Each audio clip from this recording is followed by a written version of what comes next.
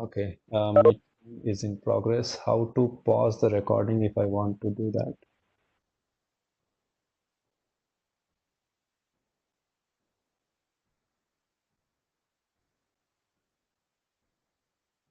Pause.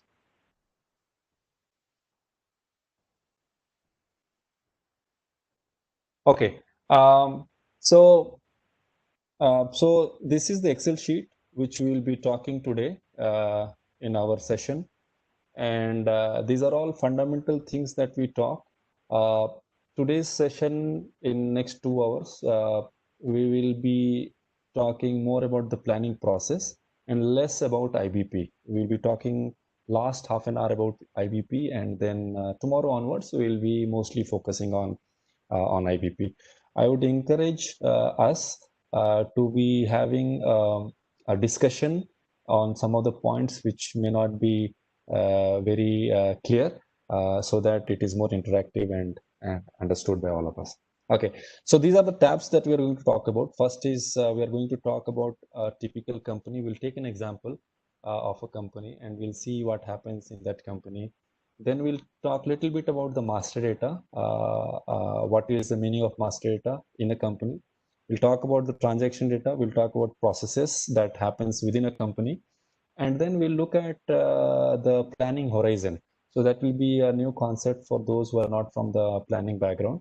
And then we'll see how do we do a review and how we measure, etc., etc., etc. Okay. So let's get started with a company. So in this diagram, you will see that there are a few entities. So my cursor is on subcontractor right now. So we have subcontractors, suppliers, plants, distribution centers, and customers. So when we say and we talk about a company comprises of many entities, and some of the entities are shown here, which are suppliers, plants, distribution centers, and customers. So if you imagine of a company, and one of the company that comes to my mind is, let's say, Maruti. I think most of us can relate to that company. So if you think about Maruti as a company, so it produces car, right? While it produces car, it has to do that production uh, at a facility that is known as plants. We also call it a production plant. So companies does manufacturing or production of its products at a facility which is called production plant. Now, in order to produce Maruti car, let's take an example of any one Maruti car. Let's say Maruti 800, which is not in production. So so let's say Maruti 800. Now, in order to produce that Maruti 800, the company needs to buy some of the raw materials. The car will have wheels, which Maruti does not produce, which means it has to buy from its suppliers. So there are suppliers. Uh, it can have subcontractors because not everything will be manufactured by Maruti. So it may be only assembling your final product, and uh, hence it needs to have some subcontractor which will help them to do some sub assemblies. Okay, so so once the Maruti is produced, Maruti 800 is produced at the manufacturing plant, it is distributed across many of the distribution centers. What is a distribution center? It's a it's a big warehouse where you keep the finished products so that you can distribute it to you can sell it to your customers. Okay, so a distribution center is not a place where manufacturing happens, but it is a place where you just keep the stock so that you can sell it to your customer. So that's your distribution center. And customers, you know, these are the entities which buy the finished product which is being produced by the company. Okay, so I hope this definition and visualization of his company is clear to all of us. Okay. Now, so before we go to the master data, I will just talk about why there is a company which is there in the market and how it sustains in the market. So if we are talking about Maruti for now, and let's assume that it has only one finished product, which is Maruti 800. Okay. So obviously, when we produce Maruti 800, before we do the production, we need to buy the raw materials. So when we buy, we incur some costs. So money goes out of Maruti. Okay. Then uh, when we produce, obviously there are workers, there are machine, there are consumables that go into that. So again, there is a cost. So when you are producing your product, you incur some more cost, right? When we move, so if, for example, Maruti has a plant in Gurgaon, but the customer can also be in Chennai. So when we produce the Maruti in Gurgaon, we will have to send those Maruti 800s to multiple distribution centers. So selling to a customer in Chennai and sending it from the Gurgaon plant will take a lot of time. So that's why what we do normally is that there are many distribution centers which are created across your market so that you are more nearer to your customer. So you when you produce at plant, you send it across to your DC, and hence you do a transfer. So transfer of goods. So when you do the transfer, you will have to Right. have the, yeah, somebody wants to add something. बता Uh, सही देना ऐसा नहीं है I'll request everybody sir to उसका go on काम mute. करके I सीखो think somebody is speaking.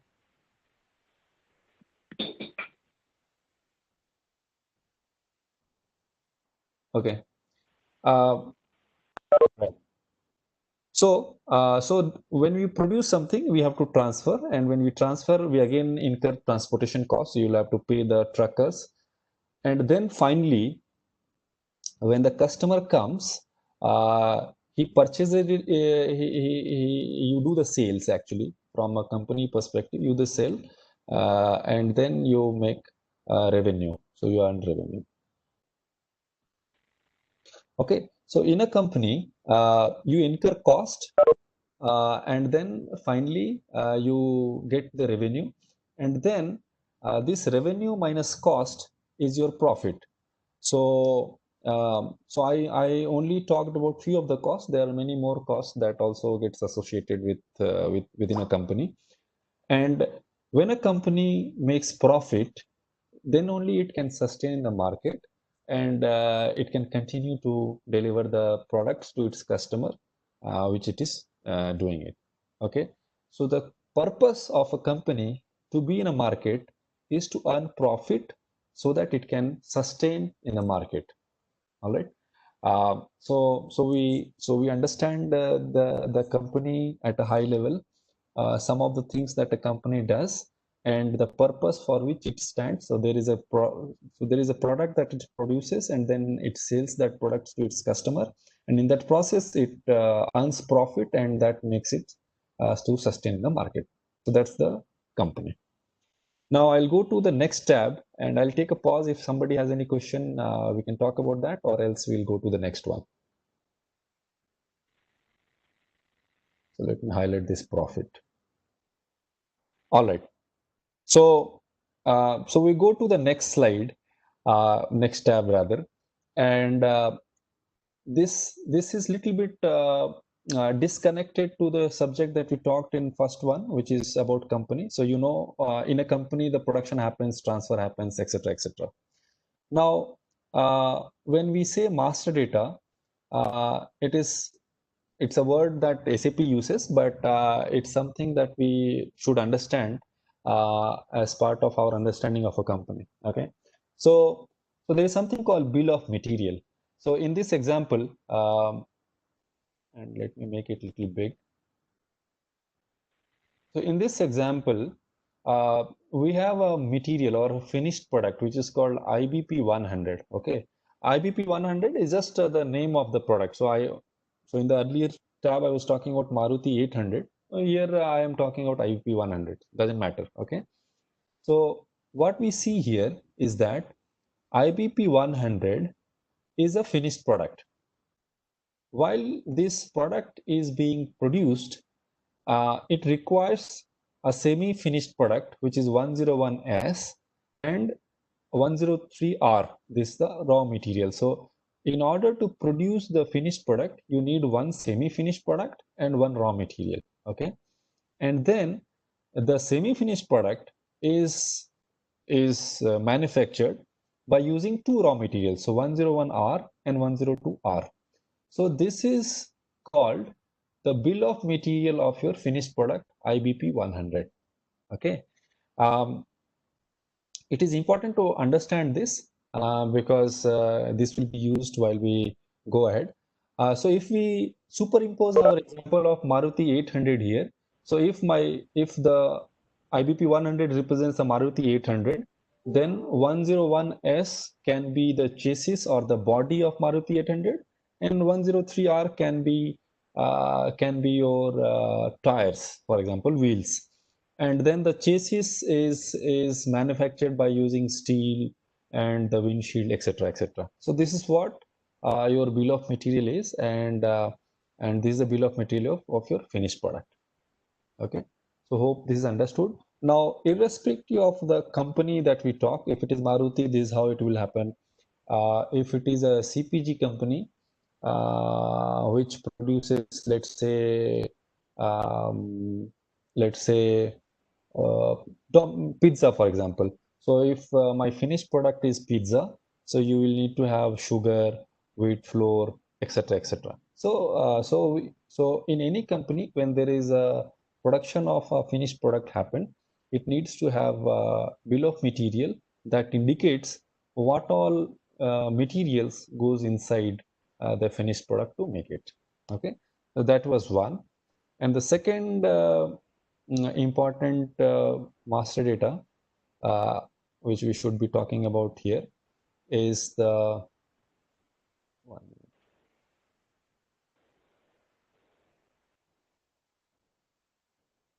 So let me take it to other tab.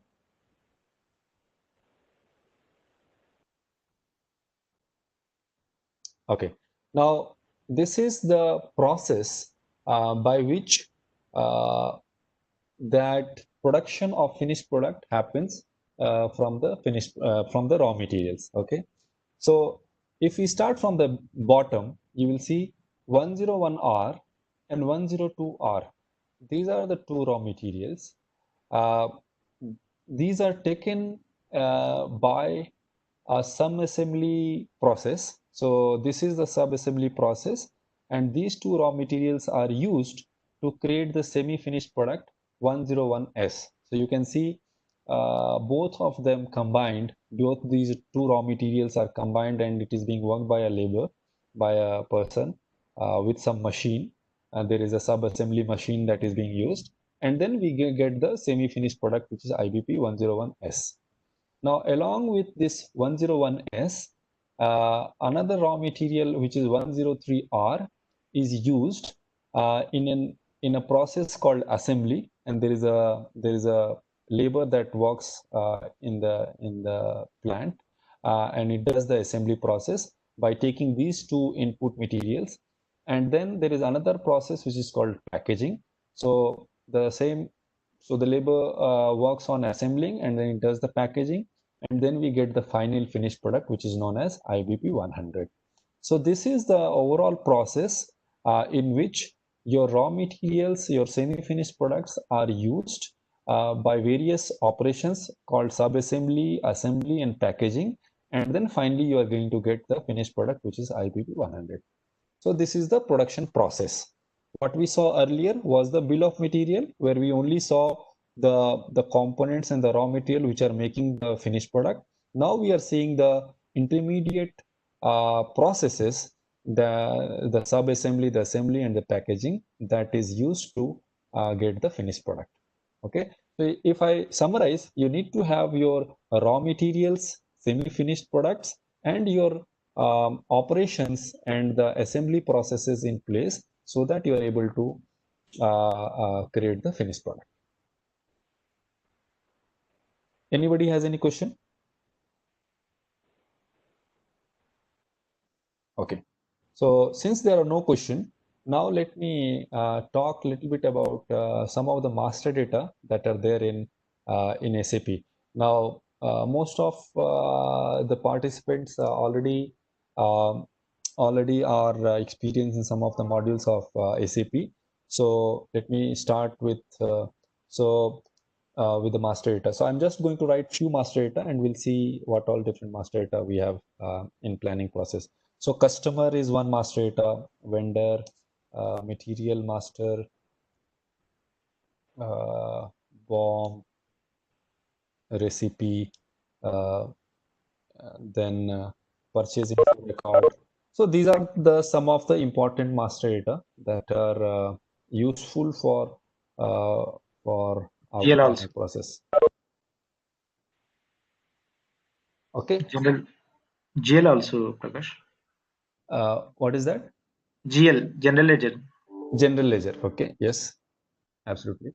So these are some of the data that we are going to use in our planning process. Okay.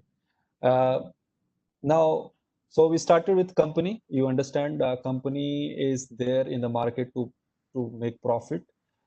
It does incur some cost and it gets revenue by sales, and then this is how it makes profit. Within a company, we have various entities, suppliers, subcontractors, plants, DCs, and customer. At a high level, I hope you understand the role of these entities.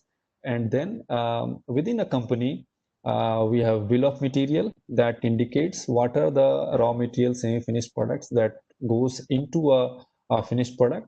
And we also saw about the process that is used to make the finished product using those raw materials.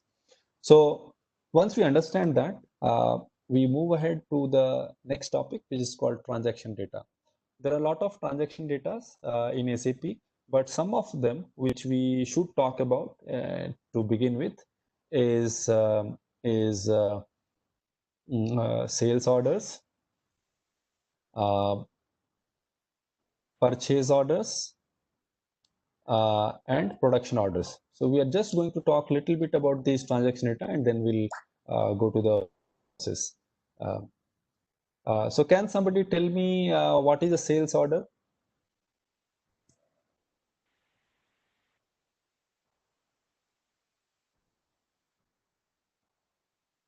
Okay. Um, So let me come back here. A sales order is a document that a customer places on my DC to buy my finished product. Okay. So I cannot sell my Maruti 800 to a customer unless and until I have a sales order in my system. Okay. So that's why sales order is a document that captures the sales that I do. Okay. Now, you can understand that if I have a product called Maruti 800, I can have multiple customers. So in this example also, you will see 7001. So 001, 002, and 003. These are three different customers. And these three customer can choose to buy the same material. Okay. So if that happens, so you will have sales order one, which is for the customer that ends with 0001, for example. I can have sales order 2, which is for my another customer, which is triple dash 002. And I can have sales order 3, which is for another customer, which is 003. Now, why do I need these three sales orders? Because even though I'm selling the same material, so let's say it's a Maruti 800, which is what I'm going to sell to this customer. So even if this is the same material, finished product which I am selling to the customers, but since the customers are different, that's why I need to have a different sales order. Okay, just give me 1 minute. I think it is.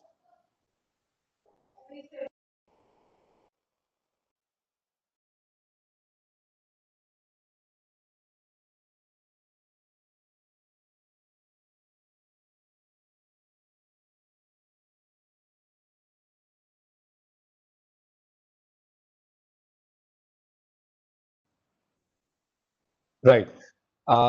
So so you understand, even if my material which I'm selling is same, because the customers are different, that's why I need to have different sales orders.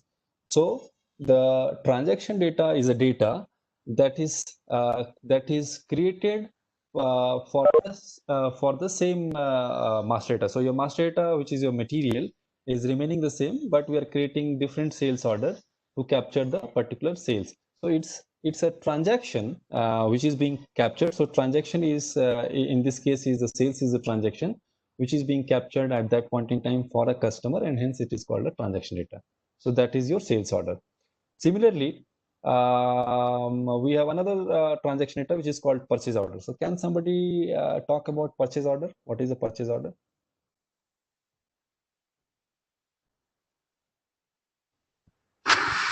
So it's a purchasing document that requires to procure the raw materials from the vendor. Correct. Excellent. So, so similar to sales order, if we are at plant, so sales orders we normally get or create at DCs, okay, distribution centers, which is where we sell it to customer. Now, purchase order is more relevant to at a plant where we are buying the material from a supplier. So, in our case, in our example, we have been seeing that 101R is a raw material. So, so if we are buying raw material 101R, we will have to create a purchase order. Now, obviously, we will be making many Maruti 800s. Also, we'll be making Maruti 800 multiple times in a year. So, we'll be buying wheels, for example, multiple times from our supplier. So whenever we buy wheel, so our material or the raw material which are buying from outside remains the same, but since we are buying it multiple times, so we are capturing that buying process in the transaction data called purchase order. So similar to that, we have production order. So whenever you produce a Maruti 800, you create a production order. So if I am producing Maruti 800 today, I will have a production order number 1. After 1 week, again, we'll be producing another Maruti 800. To capture that event of production next week, I will be creating a different production order. So that will be production order 2. Okay. So these are called transaction data, in which your master data may remain the same, but it captures the event that is happening on that day. So that is why these are called transaction data. But how it is different from your master data? The master data are those which are not changing. So your Maruti 800 remains Maruti 800 even today if you produce it today, or if you produce it next week. So Maruti 800 remains the same. So that's why master data are not changing, transaction data is changing to capture the event of that day. So I'll take a pause. Anybody has any question or any suggestion, any feedback on this?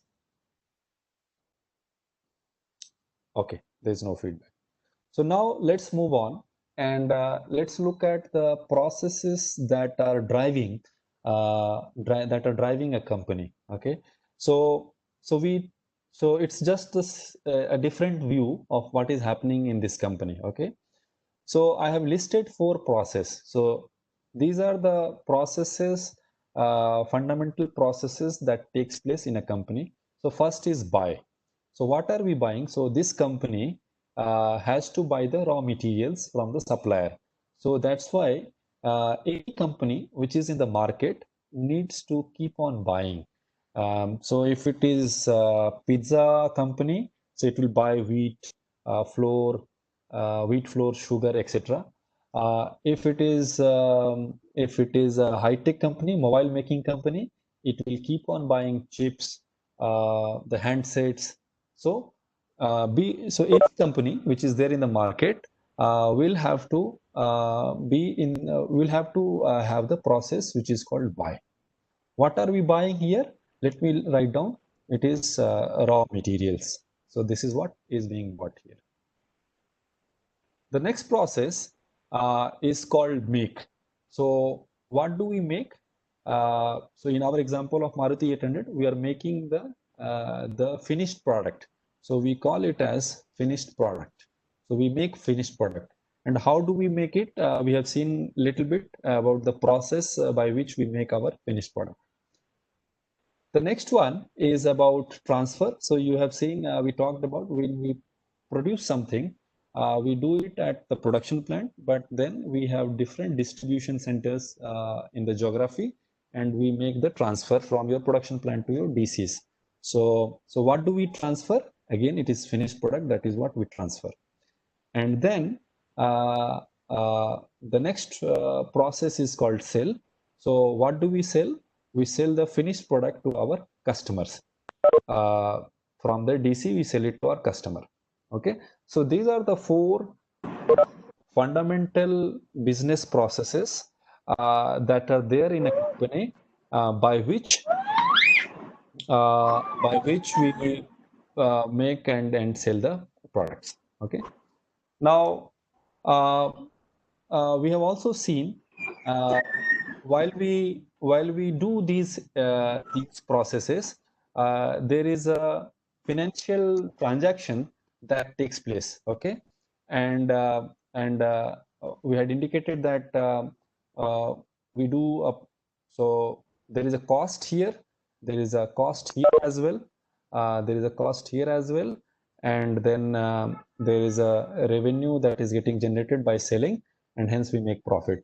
And hence, since across all these four processes, there is a financial transaction that keeps on happening. So that's the another business process that is associated with a company called finance. So finance is another business process associated with a company that cuts across these fundamental business processes, which is called buy, make, transfer, and sell. Okay. Similar to finance, which we talked by talking about the cost as the cost and revenue as the purpose by which is the reason where finance comes into picture. Similarly, there is when you buy a raw material, in buying, you need to know which raw material you need to buy, how much you need to buy, when you need to buy. Okay, so there are few questions that you need to answer. So for example, how much, I mean the quantity. So which material, which raw material, because there are several raw materials, so you don't buy everything every day. So on a particular day, you need to know which raw material you need to buy. Then in how much quantity you need to buy, and then when you need to buy. So in the buying process, we need to know these questions, the answer to these questions. And once we know these answer to the questions, then we will be able to create a PO. But before you create a PO for buying this material, you need to know the answer of these questions, and that the answer of this question is there in a document called purchase requisition. And then these purchase requisitions is converted into a purchase order, which we talked about, and that's the process by which you place the order to your vendor, and then he will give you the materials. So in the buy process, we need to know which raw material to buy, when to buy, and how much quantity we need to buy. All these questions are answered in a document called purchase requisition. So in the buying process, we need to have a purchase requisition, and then that purchase requisition is converted into a purchase order, and then purchase order is released to your vendor. When the vendor supplies that material to you, we perform a process called good receipt, and once we do the good receipt, the stock for that raw material increases, and we get some positive quantity.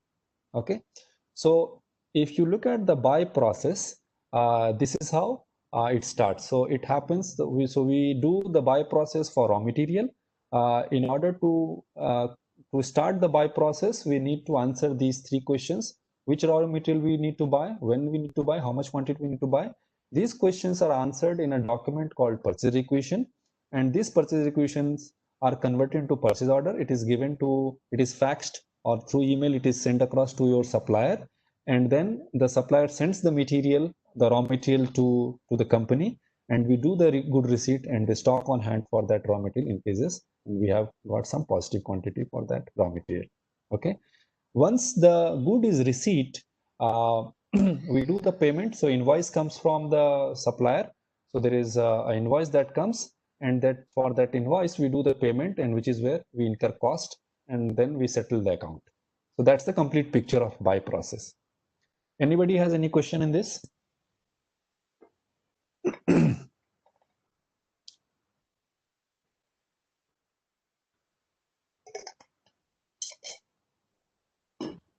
All right. So if there is no question, yeah. Hello, Pankaj. Jaidev here. Yeah. Yeah, Pankaj, no question from my side. Just requesting, please use your system adapter. I think the system is running out of battery. Okay.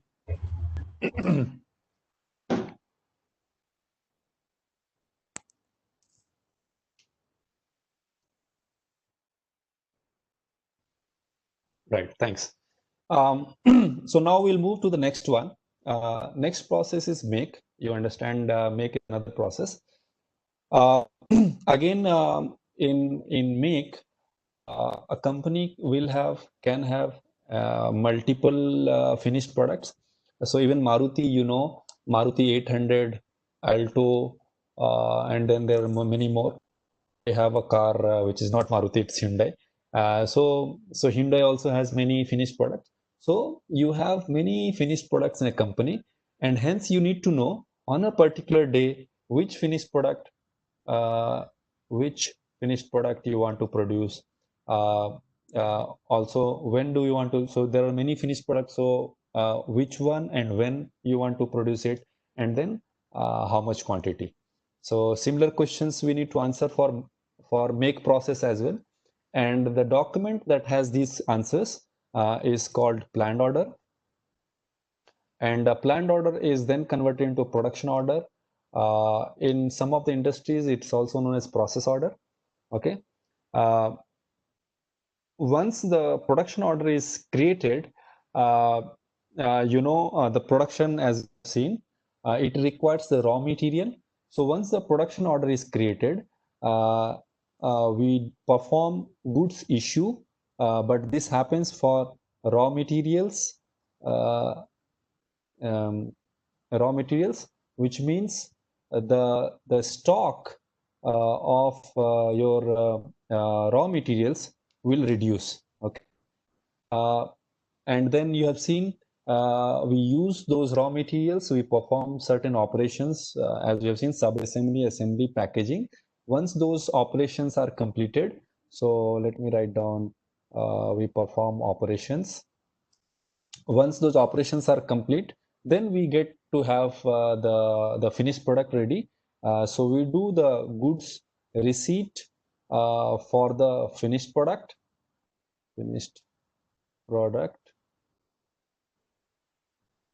and hence the stock for the finished product will increase.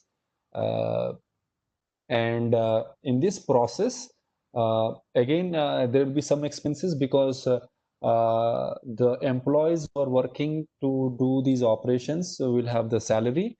Then the electricity will be used, etc. Maintenance cost will be there. So maintenance, etc., etc. So these are some of the costs or expenses that we incur, and which is why the finance comes into picture. Okay, so that's the second one. The third one is again about transfer.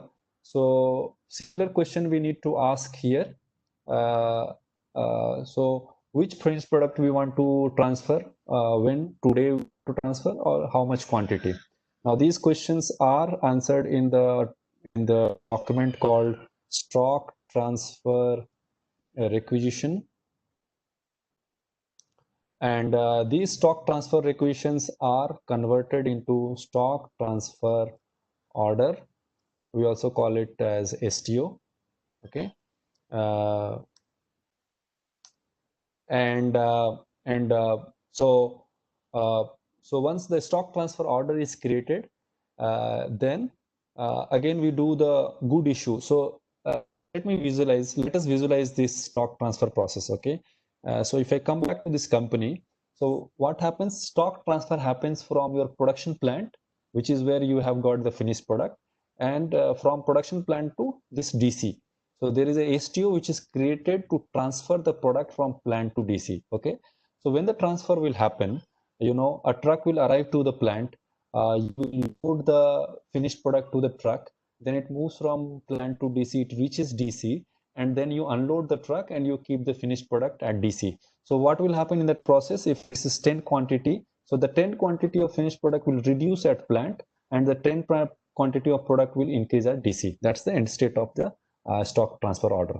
So similarly, so whenever the transfer happens via STO, you will do the good issue. But this good issue will happen for which type of product? So it will be good issue for the finished product at the source location. So in this case, the source location is the production plant. Okay. So at the source location, the stock of your finished product will reduce. Okay. Instead of operation, it will be transportation here, transportation. So truck will go from your source plant, and then at the destination plant, which is your DC, the stock of finished product will increase. Okay. Again, there will be, if the transporter is outside, so if we are hiring the truck from a third party, so then the third party will raise an invoice for the transport process that he has done, and then he will be paid for that. Okay. So that's why the invoice will come to picture. But if the company itself has its own trucks, then there will be no invoice. It will be internal settlement. And then finally, we have to sell the finished product. Again, we need to have this information when that has to be sold, how much, and along with that, which customer is going to buy, etc. So all those information uh, is first of all captured in a document called forecast, and the execution document is called sales order. We have seen a little bit about that. So when we have got the sales order with us, we do the good issue of the finished product, which is why the stock for that finished product will reduce at your DC, and then instead of invoice, we raise the invoice to the customer. So invoice is raised, invoice for customer, and we get paid. So that's why we call it revenue. So these are the fundamental processes, and you have seen why finance is cutting across all these four fundamental processes. And there is another process that cuts across all these four fundamental processes, which is known as planning. So this is called planning. So that's what we're going to learn in next 4 days. So along with finance, the other process that cuts across these four fundamental processes is called planning. And these are the answers that we were getting. These are the answers that we'll get by doing the planning. So planning is the process which lets us understand, which answers to these questions, that in your company, uh, how much, what are you going to buy, what are you going to buy, when are you going to buy, how much you are going to buy, what are you going to produce. So all these yellow highlighted questions are answered by a process called planning, and these answers are given by planning by generating these documents. So forecast, STRs, planned orders, and purchase equations. These are the very high level four outcome or output of the process called planning. So anybody has any question? I'll take a pause and then we'll go to the next. Any question? So no question. Yeah, go ahead.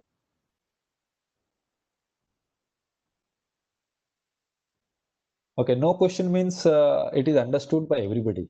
So that is what you understand. And in that case, I ask some question to somebody just to see that if it is understood properly by everybody or not. Okay. So Abrar, can you tell why do we say planning cuts across all the four fundamental processes?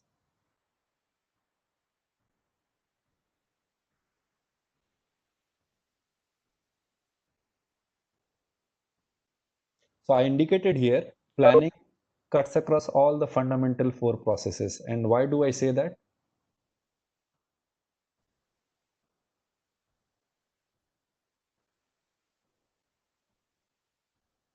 Oh, Abrar has left. Okay.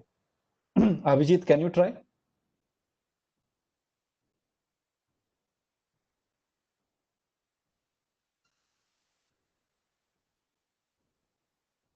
Kavita,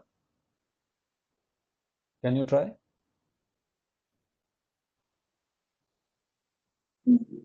Hello? Hello? Yeah, Kavita.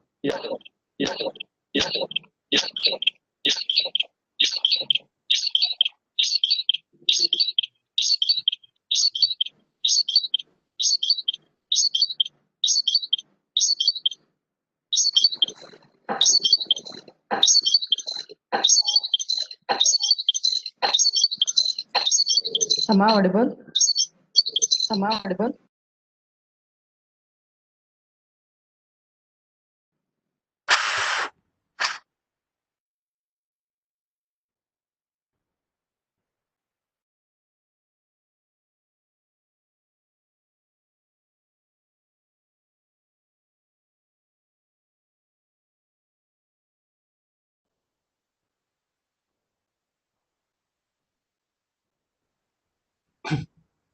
Kavita and Pankaj, you both are in mute.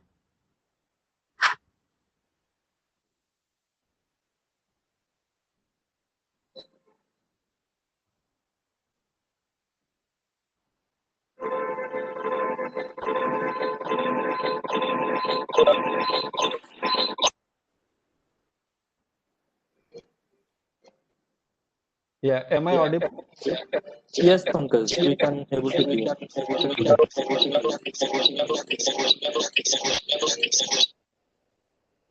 I think, yeah. So let's hear me only. I think there is a we have challenges in talking on with each other. So, anyways, uh, uh, so let's move on. I think in case there is no question, which means it is understood properly by all of us. So we understand that there are four fundamental processes: buy, make, transfer, and sell. Finance is a process that cuts across all these four fundamental processes, and also planning is another business process which also cuts across these four fundamental processes. Okay. Now we will talk a little bit about planning, and we'll take it ahead to IBP as we move on. So we have seen planning is going to answer some of the questions that we saw here, which are in yellow, and those answers comes by some of the documents, or we also call it transaction data sometimes, in terms of forecast, stock transfer requisitions, stock. So let me write down STR, planned orders, and then purchase requisitions. Okay, so we do planning, and by planning we get these documents, and by getting these documents we are getting the answers of these questions, and these questions helps us to run our company, because my company can only run when I buy, make, transfer, and sell my products. Okay, so this is understood. Now we will segregate this planning into two parts. Okay, so I will uh, I will move the three of the planning documents to down, and then so forecasting is related to a process called demand planning. So planning is now divided into two parts. Okay. So this is called demand planning, and then the remaining three is bucketed in a process called supply planning. Okay, you will also hear many more type of planning. So production planning, inventory. So they all have their own meaning. But I think since this group is relatively new to the process of planning, so I will only keep this planning into two buckets. Okay, inventory planning, production planning, resource planning, capacity planning, all those things which you might have been hearing or you may hear going forward, all of them can be bundled within supply planning. Okay, so for now, we bundle all of them into supply planning, and then we have another one which is called demand planning. Okay, uh, I will wait for to hear somebody from somebody that we understand. Uh, whose mic is okay to speak? Can you speak? What do you understand by demand planning? Can somebody try? What is demand planning?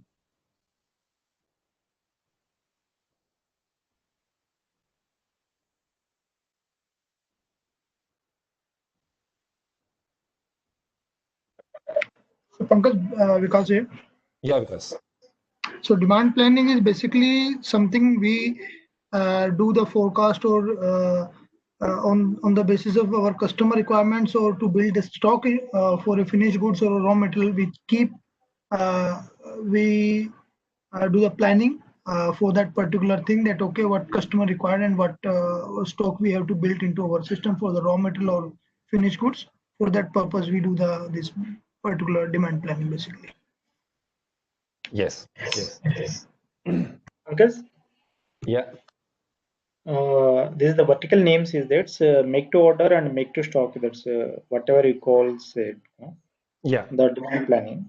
Why? Because based on in our product availability, based on we have to divide in the two parts in our SAP language. That is called as a make to order and make to stock. Whenever the raw material availability, based on we have to situation wise, we have to preparation of that in our own materials, like that's raw materials. Okay. All right. So that's good. So let's talk about this, and then from there we'll take it ahead. So there are two production strategies. So these are called production strategies. So make to order and make to stock is a production strategy. Now, these are followed in different industries.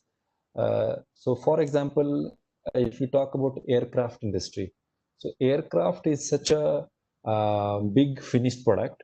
We cannot build an aircraft and keep it in our showroom for somebody to come and see and buy it.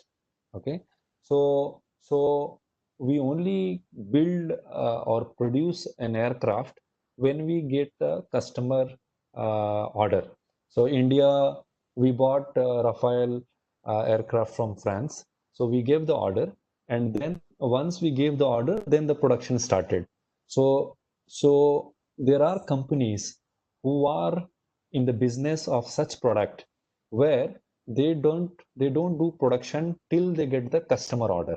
Okay, so that is called and such production strategy, when we only produce whenever we get the customer order, is called MTO. Make the order represents your sales order basically. So when you get the sales order, then you'll do the making of that finished product, and hence you will have the purchase production order only when you get the sales order. So that is called MTO. However, what we have been talking right now is a situation where we don't wait for order to come, rather we produce and we keep it for us and we sell it when the customer order comes. So that's another strategy which is called make to stock.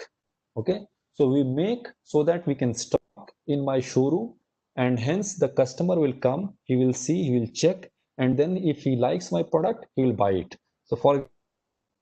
So there are mobile phones which are there in the showroom. We go and we take a look, and we, if we find it interesting, we buy it. So that is, so when so if we consider mobile as the product, the production of mobile happens based on the strategy called make to stock. So production keeps on happening. We keep on stocking those mobiles in the different showrooms. We don't wait for a customer to give me order to start my production. So that's the difference between MTU and MTS. So these are two different scenarios. Okay, so that's a good input. So that channelizes our discussion in the right direction. So the planning that we have been talking is more relevant for MTS scenario.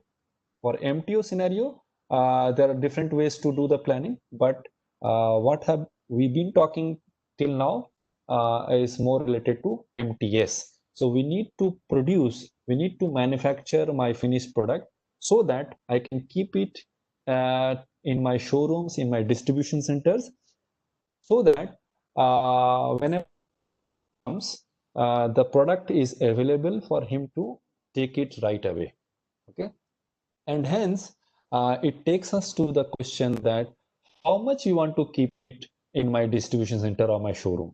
Okay, so that is the question that we need to answer, because if I have 10 finished product, I cannot keep 10,000 of that 10 finished product at my showroom because I don't have that much space.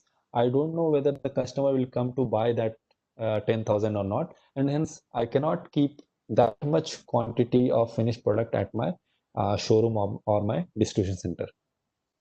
Make sense? And hence, I need to have some estimation of how much I am going to sell. Okay. So if I go back to our this diagram, so in this diagram you will see this is my DC. So this is the distribution center from where I sell to my customer, and these are 3 customers.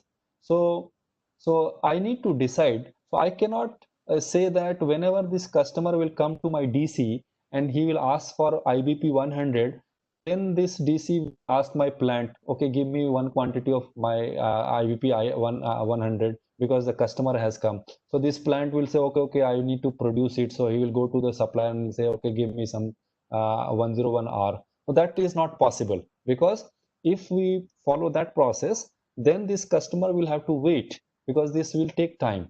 So this customer is not going to wait. So if you consider ourselves as a customer, we go to shop and then we ask for mobile. If LG is not there, we go to Sony.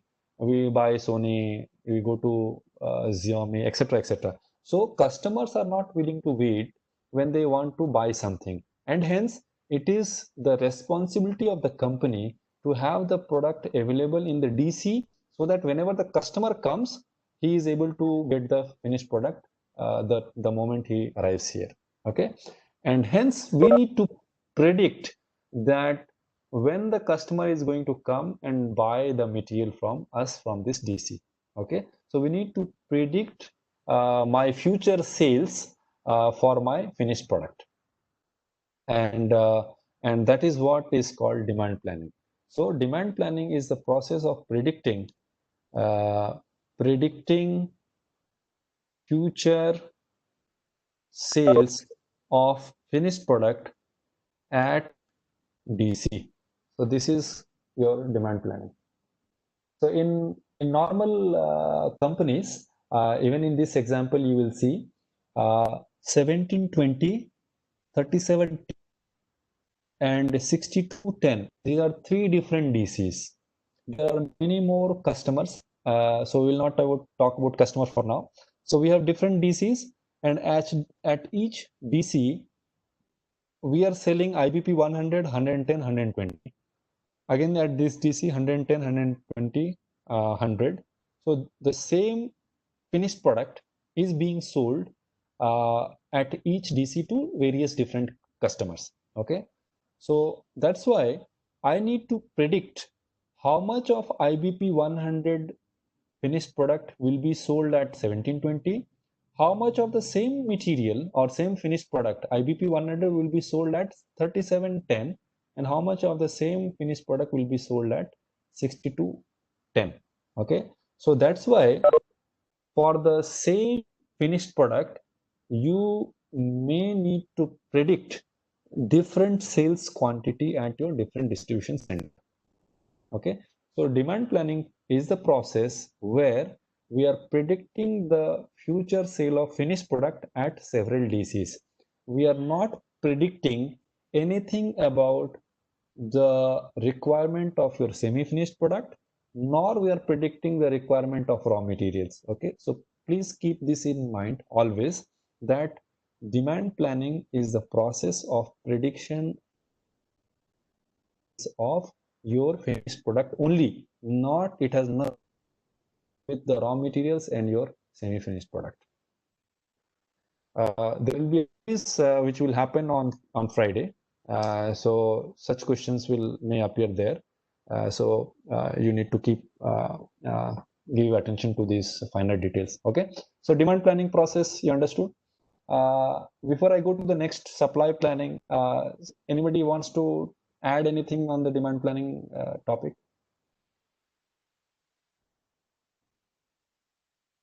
Hi Pankaj, this is Abhijit. Yeah, Vijit. One thing, if we are comparing or relating this with the consumption based planning or not, because when according to the consumption based planning we are checking the past,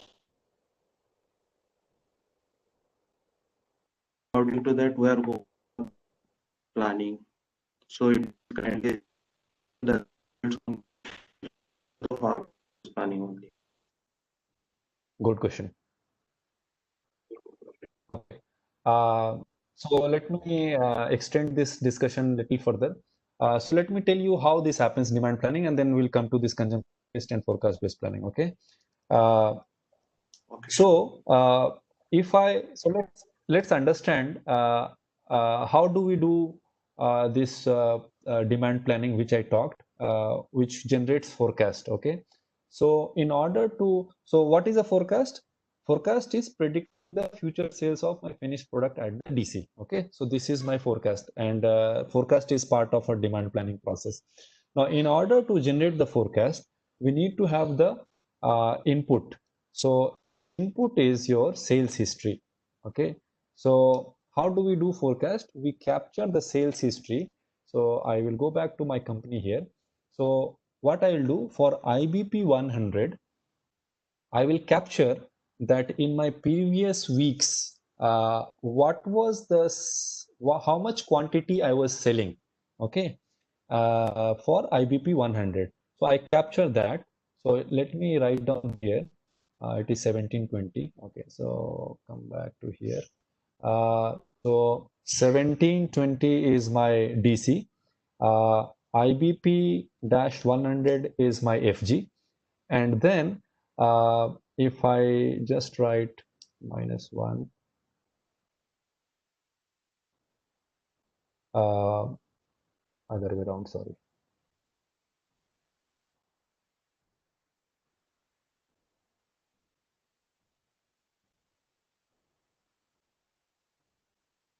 So for simplicity, I'm just capturing the, so I'm going to capture the sales history, irrespective of to which customer I sold this IBP 100 from the DC. This is the DC, 1720 is the DC, distribution center. So this is where the customer is coming, they're coming and they're buying the finished product.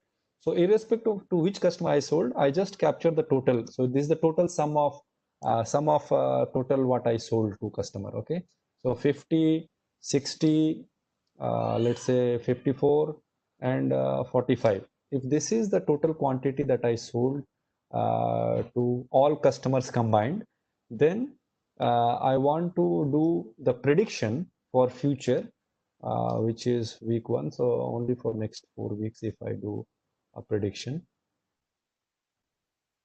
So if I just take a mean of, sorry, not mean, average.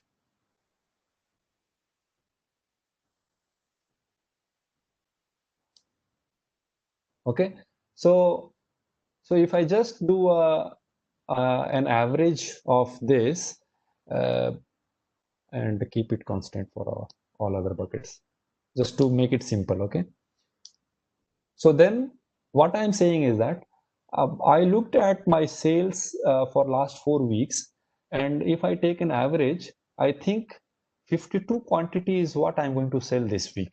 Okay.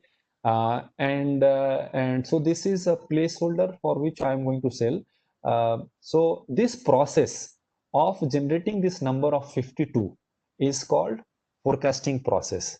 So in this forecasting process that I just did in the Excel sheet, I utilize the algorithm which is essentially averaging the last 4 weeks of sales and giving me a number.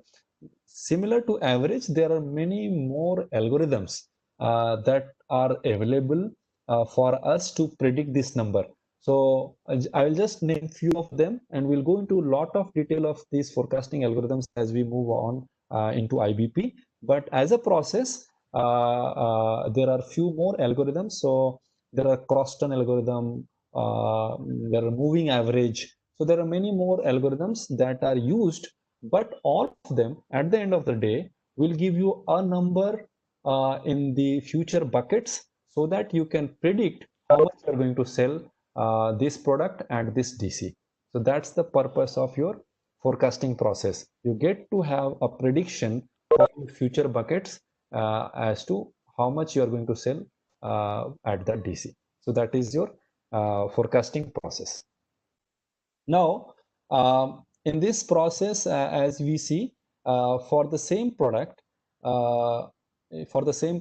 in my company, I have another DC which is 3710. So we'll perform 3710. So 3710. Now, obviously, this is a different market. Even in this company, you will see this Asia DC, this Europe DC. So the likings of people in different DC can be different. Okay. Even within India, if you see, some of your product may be a big hit in Mumbai, but not that much in Chennai, for example. So that's why even if it is your same product, in the same timeline, you can have a different sales quantity at a different DC. Okay. So let's say 20, 10, because it is not so popular in this geography. So if this is how has been your sales, past sales, then your future prediction number can be like this. So what I wanted to cover in this point here is that for a particular finished product, you may have different predicted sales at different location, and hence this exercise that we're doing right now is at a level which is a combination of product and a location and a DC, for example. Okay, so we perform this planning, this demand planning, for the combination of product and the distribution center as well, because you will have different prediction because the location is different. Understood? Okay, so this forecasting based demand planning essentially looks at the sales history of your finished product, and then it predicts the future sales for your finished product. Now, these numbers are then used by our supply planning process to indicate how much of raw material will be required in order to get 52 quantity of finished product. Okay, so that's part of supply planning, which we'll talk now. But let's just take the example of this 52 and come back to this company diagram. So what we are saying is that in next week, at this 1720 DC, I'm going to sell 52 quantity of IP100. Okay, so since I know now that 52 quantity will be sold next week, so accordingly, I will see how much quantity I need to produce here. And in order to produce, let's say 52 quantity, in order to produce 52 quantity, 52 quantity needs to be bought raw material. So then this 52 is driving the subsequent processes of buying and manufacturing all throughout my chain. Okay, so this is your forecast based planning.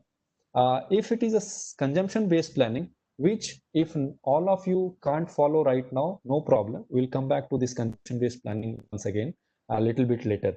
So for consumption based planning, what happens, we capture not the sales history but consumptions. So So for raw materials, we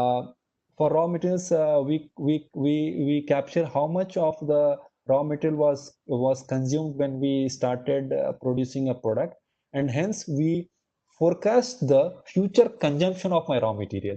So the difference between forecast-based planning and the consumption-based planning is that for forecast-based planning, you just predict the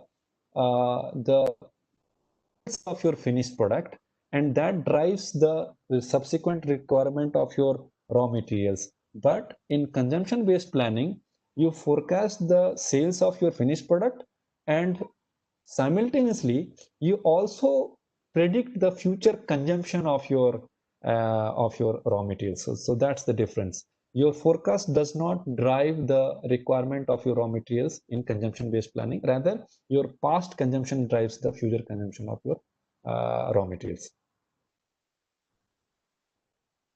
So, did I answer the question, the difference between consumption-based and forecast-based? Abhijit, I think that was your question.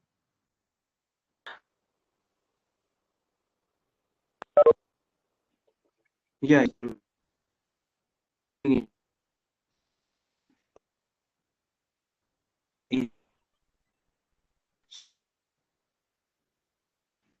Your voice is Right. breaking, Abhijit.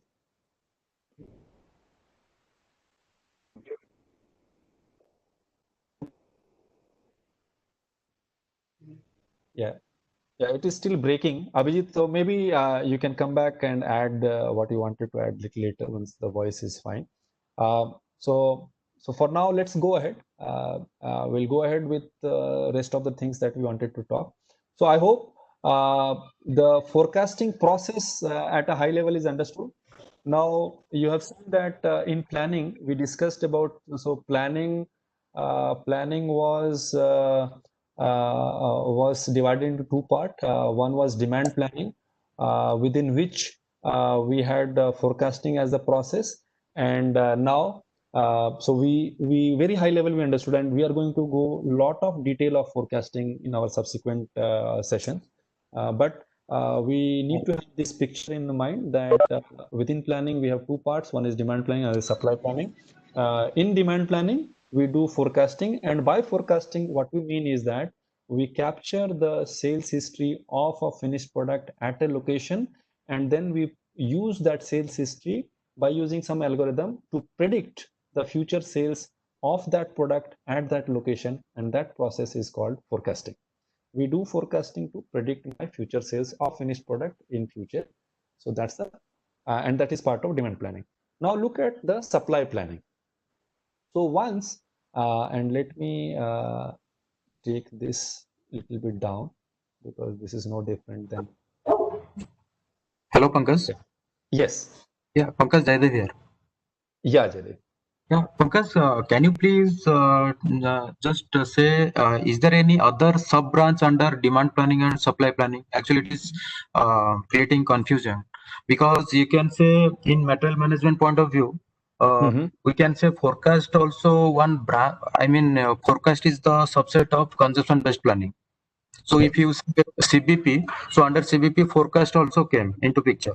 Correct. So, whatever sequence you are just writing in Excel, so can you have any further sub branch under demand planning and with respect to also supply planning, so that it will be better to clarify. Okay. Right. So let me do that quickly. So you see, Pankaj, in this, hello. Yeah. Hello. Pankaj, Jaideep, I do also have the same confusion. So previously, when we listen about the planning, we have a concept like forecast planning and consumption-based planning or material requirement planning. And then when we have APO, then we have a concept like demand planning or GATP, ATP. And so I do have a confusion that is there any tree-based concept, or like there's some concept which has been obsolete or been merged now in IBP. So what exactly the pillars under which the others category or concept of planning been fall? So nothing has changed.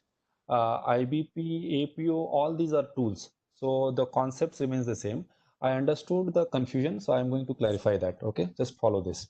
Okay, so you have seen in our company we have DC, we have plant, and we have suppliers. So let me not write the suppliers here. So at DC, what we have finished product at DC.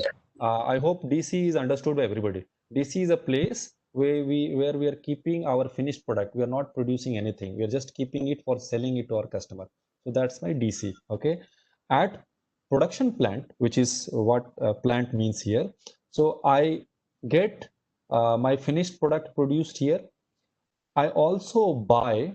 So I also either buy semi-finished or I produce semi-finished. So let me write semi-finished here. And I also buy raw materials. So all these things are there at the production plant. Now, actually, this would have been easier for us to visualize this after doing the supply planning. But anyways, we may come back to that once again. So see, when planning, so let me write here consumption based, consumption, and this is forecast based. Forecast driven. Okay, so in consumption, so if you do consumption based planning, even in that case, for this finished product at the DC, you need to have forecast. This forecast is generated by capturing the sales history at DC and then predicting the future. Okay, nothing changes for forecast driven here, and we do forecasting. It is same in both the cases. Now come at production plant. What happens when you produce something, this finished product? So if you had produced the 10 quantity of your finished product, and this 10 quantity itself was transferred to your DC. Okay, so you did that transfer, which is why this 10 quantity of your finished product was there at DC, and then it was sold to your customer. So the STO was created to transfer this 10 quantity from here to here. So in the consumption based planning, we look at that STO and we do the future prediction of what I will be transferring from my plant to DC. Okay, so the DC has consumed 10 quantity for a plant. So here in this case, let me also write input output. That will make it a little easier for us to understand. Okay. So input is sales history, same here. At production plant for this finished product, in consumption based planning, I look at my STO. So that's the consumption that has happened, and I predict what is the future STOs. So based on how much I had transferred from my plant to the DC, I look at that data and I do the prediction. So that's the future consumption. In forecast driven, I don't do this exercise. I don't do this. I don't look at my STO and predict the future prediction of my STOs. I don't do that. That's the difference between consumption based and forecast driven. Similarly, for semi-finished product, how much of semi-finished product was consumed when the finished product of this quantity 10 quantity was being was in progress? So it looks at the good issue that has happened, and then I do a prediction of future good issue. This is consumption based planning. I don't do anything in this, which is where APO, IBP, and we should not be actually IBP supports a consumption based process as well. So tool is not we should not be telling this. So this is the process. We don't do this in the forecast, which is normally supported by APO IBP. Okay, and same is the thing with raw material. So if we are not doing this, this question mark, then how do we know how much plant need to produce, right? So future STO was used by the plant for its production. this future GI is used by the plant to do the raw material procurement. But in the APO driven planning, or rather forecast driven planning, these are all getting generated by the supply planning process. So that's why I was saying that if we do supply planning, we will be getting the answer to these questions a little bit better. So for now, we will keep this this understanding. I have shown you what is the difference in these two approaches, and we may come back once again when you do the supply planning. Okay. All right. So let's perform supply planning in the forecast driven planning process, and we'll see what it means. So in this company, if you look at 1720, it is being supplied, the product is being supplied by the plant, which is 1710. So let me write the 1710 here. Okay. So 1710 is a production plant, and we're still talking about the same product for the sake of simplicity. Okay. Now, and we'll take only one raw material for us to understand it better. So we'll take one raw material, which is 101R, 103R, because that is what we are buying it directly from 103R. So let's take that as, so IBP-103R is my raw material, and the plant is same. So always planning, you might be observing that whenever I write the material, I always write a plant code. So planning always happens for product location combination. Okay, so we should keep this in mind. Now we'll perform the planning here. So so we did the demand planning. We have not got any number for this product at this location because I'm not selling it to my end customer from 1710. Hence, there is no sales history and there is no forecast here. So what I have ultimately is forecast over here. Now, assume that I have stock on hand for today, which is 52 quantity. Okay. So what I am seeing is for the current week, I need 52 quantity because I predict that I will have customers who will be buying 52 from me, and I see that I have 52 quantity with me already. So I don't need any extra. But since all this 52 quantity will be sold this week itself, so I will not have anything for next week. So I need to I need to transfer something from the production plant so that I am able to sell next week. Okay. So that's why I need a transfer recommendation. So that is called stock transfer requisition. So I need to have a 52 quantity of 52 quantity coming by next week so that I will be able to sell what I have predicted for next week. Okay. Now assume that there is a 1 week lead time between these two locations.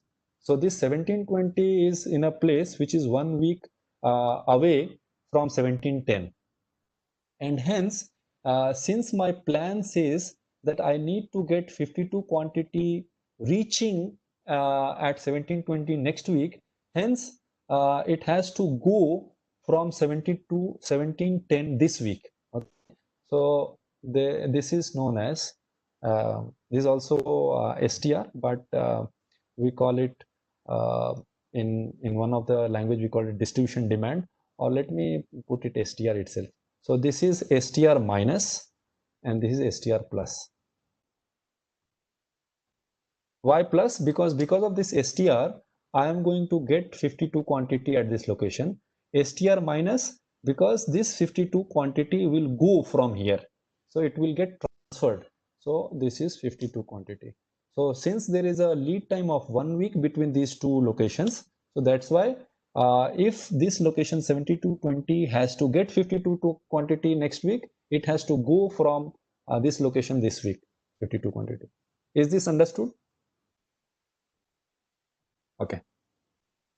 So if I need to send 52 quantity from 1710, which means I need to have 52 quantity. Now assume that there is nothing. So stock on hand at this location is 0. So if there is 0 stock on hand, which means I need to produce it. So in order to produce it, I need to have a planned order. So I need to have a planned order. How much of planned order? 52 quantity, because that is what I need to send across, because that is what is needed next week at that location. Okay. So I need to produce 52 quantity. Now assume that production time is very less, which means if I create a production order right now, it takes only half an hour to do the assembly, sub-assembly that we saw, and hence I am able to produce it right away. But in order to produce this 52 quantity of my finished product, I will be using this 103 R. So there will be a dependent demand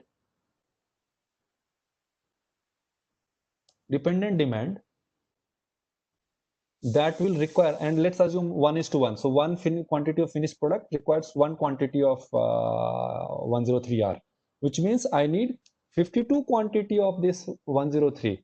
And if I just quickly go to here, you'll see one finished product needs one quantity of 103 R. So if I want to produce 52 quantity of this product, I need to have 52 quantity of this. So that is represented by a data called dependent demand. So I need to have 52 quantity. Now assume that I already have stock on hand for this product, for this raw material as 100. If this was not the case, if my stock on hand was only 10 quantity, then I need to purchase it, because I don't produce it. So I need to have I need to purchase it. So I will have a purchase requisition, and that will be of quantity 42. And assume that there is no much lead time. So if you order it to the vendor right now, he will give it to you right away. Okay. So now you will see my planning, and let me make it 62 so that you will see the impact of stock on hand. So 52 is predicted to be sold this week. I have on hand 62 quantity. So I have 10 extra for next week also. So for next week, I need only 42. Since I need only 42, so I will ask for 42 quantity from the production plant. Now production plant does not have anything on hand, so it needs to produce 42 quantity. In order to produce 42 quantity, it requires 42 quantity of this raw material, which is represented by dependent demand. And since it has 10 on hand, so I need to buy 32 quantity of this raw material. This is called supply planning. This supply planning is driven by the forecast, which is at this DC of my finished product. But when we perform this supply planning, I was able to get the requirements. So this is my requirement of finished product at the production plant, what I want to produce. I was also able to get the requirement of my raw material, what I need to buy. Okay. So I am able to get the demands for the finished product, the semi-finished product, and the raw materials when we perform the supply planning in this way. But the only thing that drives all this is the forecast here, the forecast of my finished product. If I quickly take you to the consumption-based planning that we talked about, my production is driven by looking at the consumption that happened at my plant. My procurement is driven by the consumption that I did for my raw material. It does not link with my forecast of my finished product. So that's the difference between consumption-based planning versus forecast-driven planning. I'll take a pause. Any question from anyone?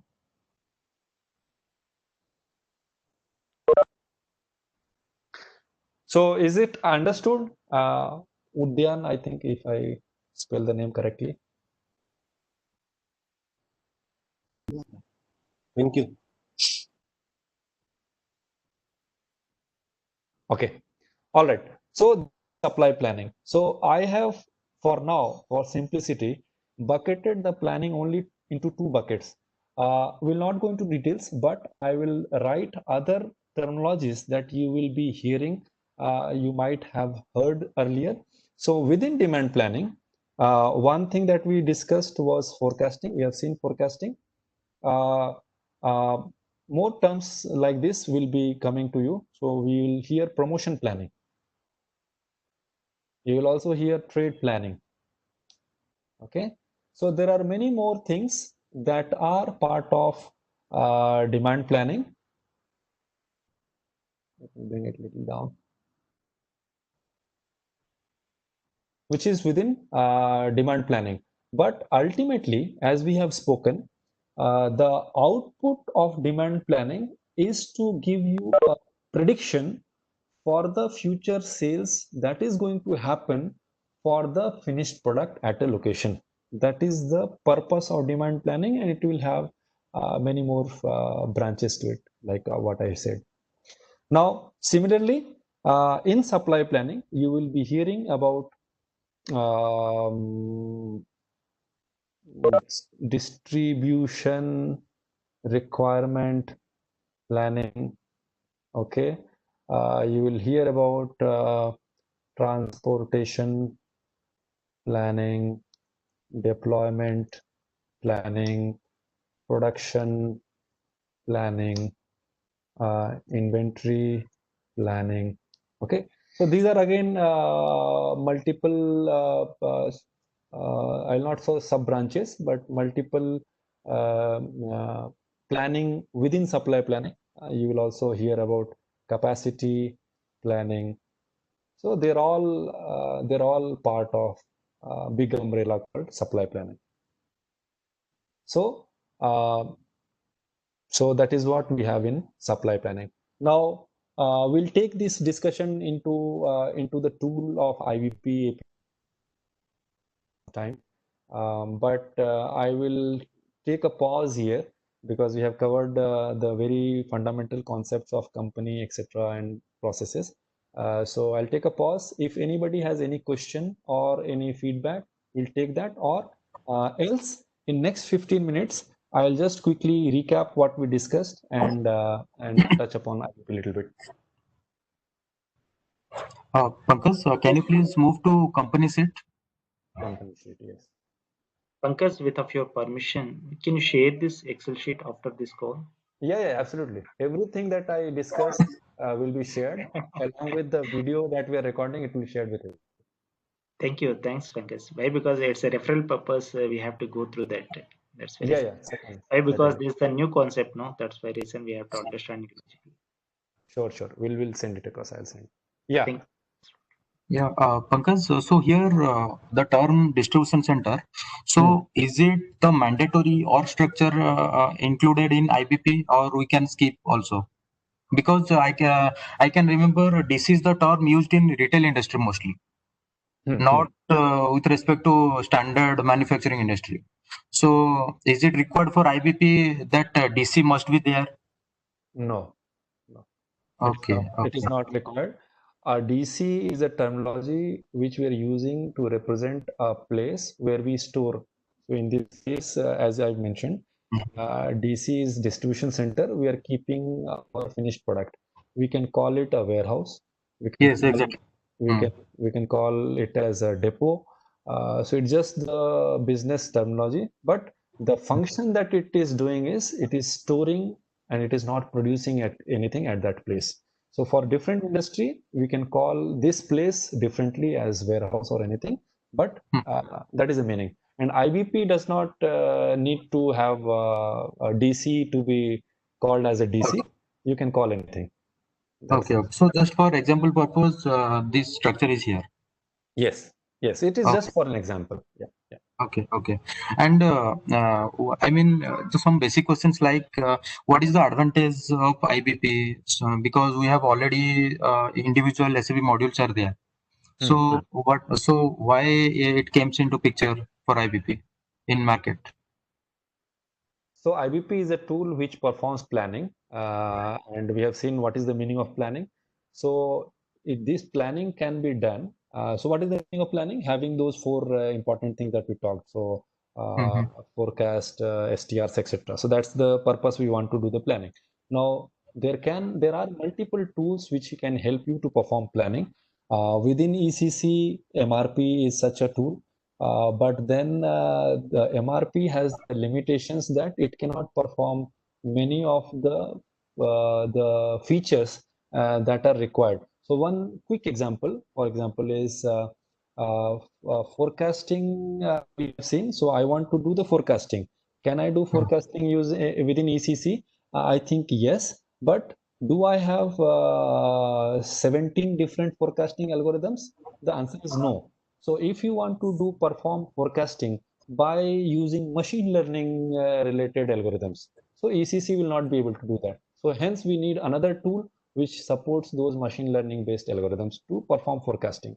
So as a process, can I do forecasting within ECC? Yes, but can I do the intelligent forecasting that a machine learning based tool can do? The answer is no. And hence, if your industry requires forecasting to be done, which is on an algorithm which is very scientific, we go for. So these are just tools, APO, IBP, these are just tools which is going to perform the same process called forecasting, but it has more advantages compared to some other tool.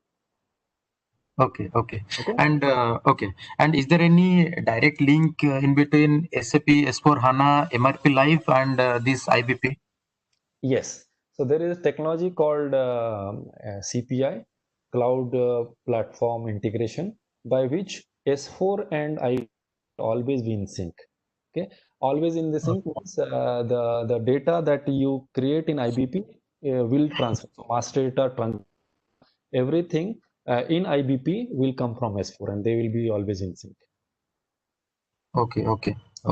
And one last request from my side. So can we have a proper tree structure or umbrella structure for entire planning, which are to be included in IBP, so that it will be a clear vision? So understand the purpose. Yes.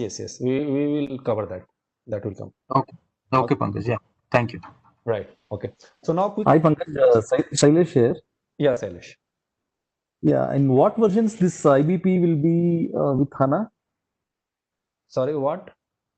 Versions of HANA this IBP will be?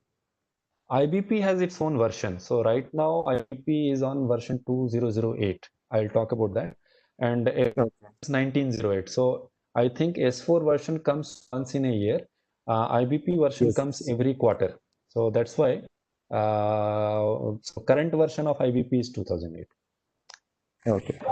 Just to add, Shailesh, it supports all the versions of S4. So one of the client, it is connected with 1708 or 1608. So that older version also IBP is connected.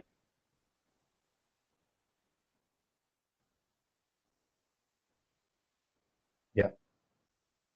Cool. So now, very quickly, in next 5 minutes, I'm going to summarize this because this what we discussed right for us to really understand what IBP is going to do, and that will also give you the answer to understand ECC MRP or IBP MRP or APO or IBP itself. These are all just tools. What they are going to enable is what we are discuss today. So it's important to have this foundation clear so that we are able to visualize what we're going to do with those tools. Okay. So very quickly coming back to this. So this is a company which has some of the entities we discussed: suppliers, subcontractors, plants, DCs, customers. We know the role that each of these entities play. We also discussed that within the company there are certain functions in which we incur some cost. And then when we sell the finished product, we generate revenue.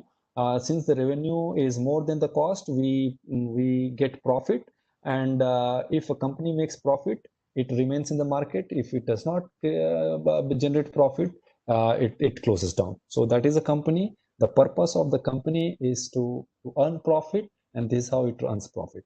Now, in this company, we do produce finished product, and we saw a little bit about the master data. So in order to produce a finished product, we saw the bill of material. So in the bill of material, you have semi-finished product, raw materials, So semi-finished product also we buy sometime from outside, we produce internally, but the raw materials are bought from outside. So this is the bill of material of your finished product.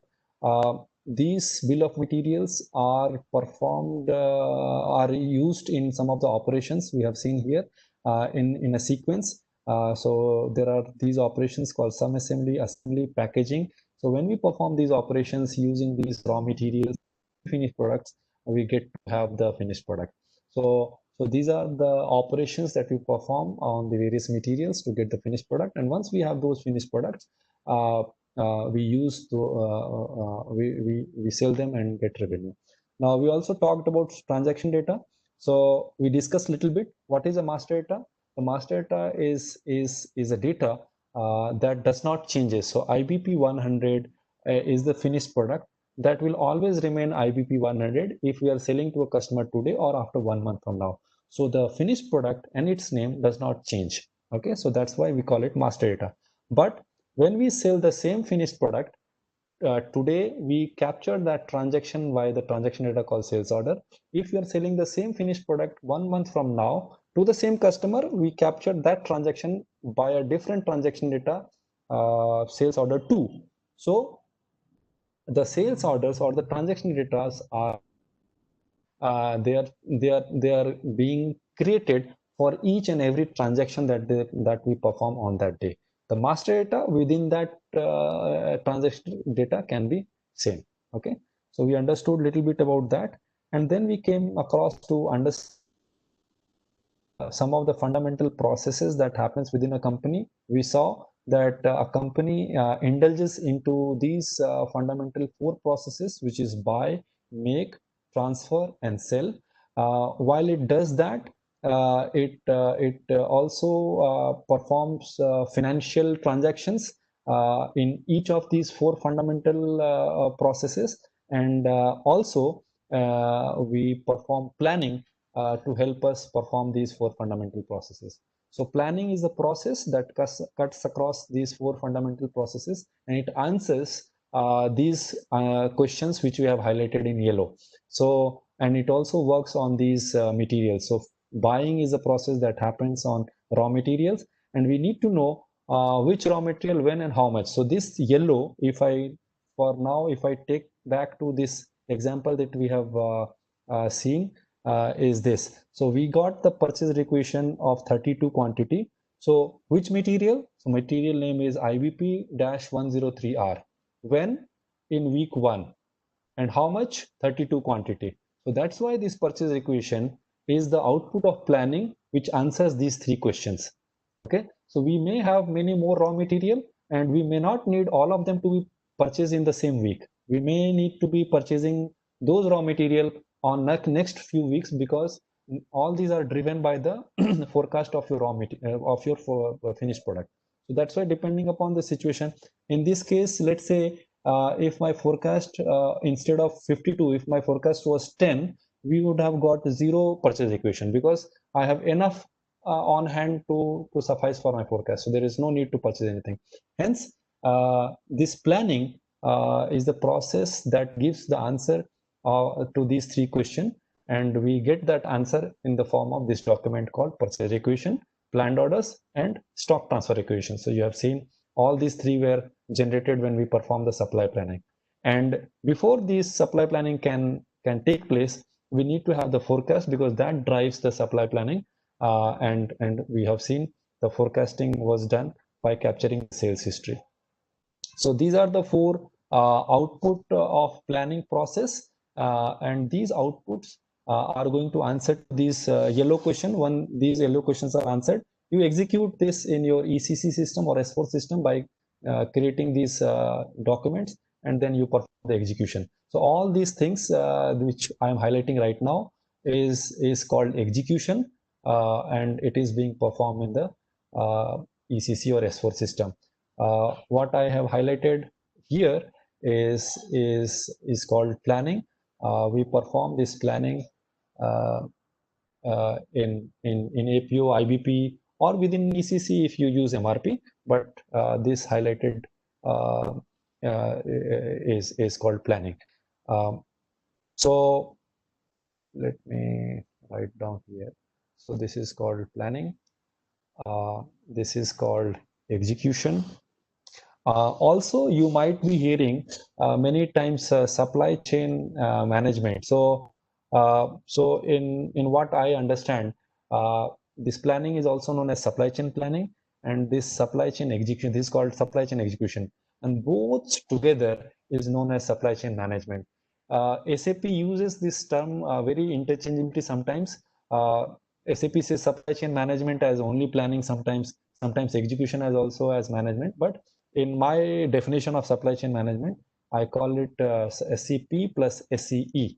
So supply chain planning combined with supply chain execution is called supply chain management. And this is the right way of understanding it. Okay. So whenever you hear supply chain management, please visualize that it includes a planning portion and also an execution part of it. Okay. Coming to the right hand side, we discuss about MTO and MTS. So all the things that we have been talking is largely for the production strategy called MTS, where we don't wait for customer sales order to come and then we start production. We don't do that. We predict the customer sales order in terms of forecast, and based on that prediction, we drive our manufacturing and procurement plans. So that's why MTO is a different planning process, different planning strategy. What we are dealing here is mostly for MTS. Now within MTS also, I think we have consumption based and forecast based. We'll not talk much about consumption based because some of the people may get confused. But forecast driven process has two parts to it. One is demand planning, where we are going to predict quote unquote only finished products future sales at my distribution center. We are not going to predict how much I am going to produce my finished product at plant. We are not going to predict how much we are going to buy my raw material at my production plant. No, none of those prediction is going to happen. Demand planning is only about quote unquote predicting the future sales of my finished product at my distribution center. So that is my demand planning process. I do that, and then we perform supply planning, which is where we create STR, which is stock transfer equation at my DC. That results into planned order at my production plant. That also results into purchase equation at my production plant for my raw materials. And this is how the supply planning is able to provide me the visibility of the requirements of my production requirements and also my raw material requirements. So I take a pause. This is what we discussed. I think we will stop today at this point. I will send across this Excel for you to do some refresh of the understanding that we have. And from tomorrow onwards, we will see how this planning process, which we are discussing and talking here, is being performed in IBP. The tree structure will come as we start talking things in IBP, but IBP is the tool which will help us to perform all this, the forecasting, the supply planning, generation of STR, planned orders, etc. All these things will be done in IBP. Very similar to what you see here in Excel. A similar interface will come in IBP, and you will be able to see these numbers getting generated in IBP. So that's how we can conclude and summarize today's session. We have 2 more minutes. Is there any question or feedback in today's session?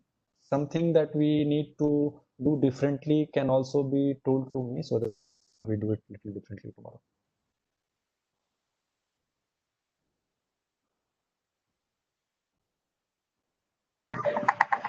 So Pankaj, so all the master data which we are using in S4 are the same we will use in IBP, or there are something new kind of master data or something else will be there in IBP?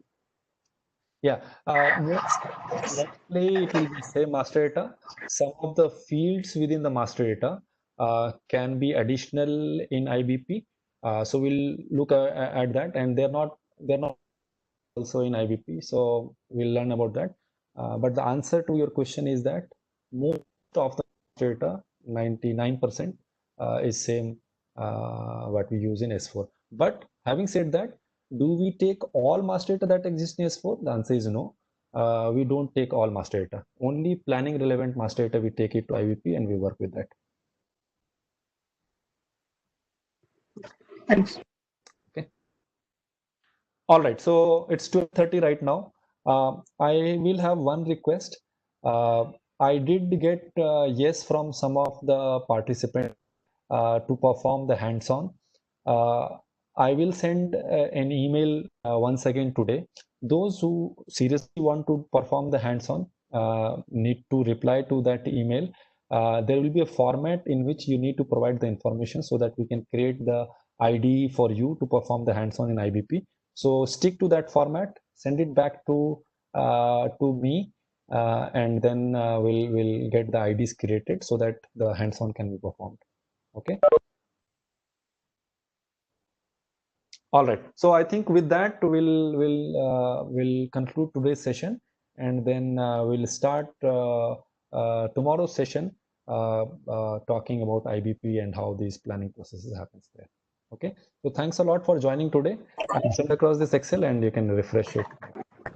Thank you, Pankaj. Thank you. Thank you. Thank you, Pankaj. Thank you, Pankaj.